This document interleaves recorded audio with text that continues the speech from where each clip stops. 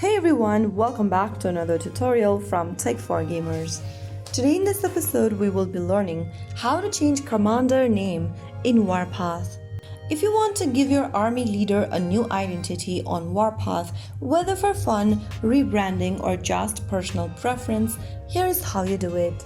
First of all, launch open the Warpath game on your device, and once you're inside the main lobby screen, go to the top left corner and tap on your current avatar. This will bring up the commander profile section where you need to tap on the pencil button right next to your current commander name. Now, go ahead and enter your commander's name you want to change to. Once you are done typing down the name, click on OK at the bottom right and then confirm if you surely want to change your name by tapping OK once again. You will then be able to change your commander's name in Warpath.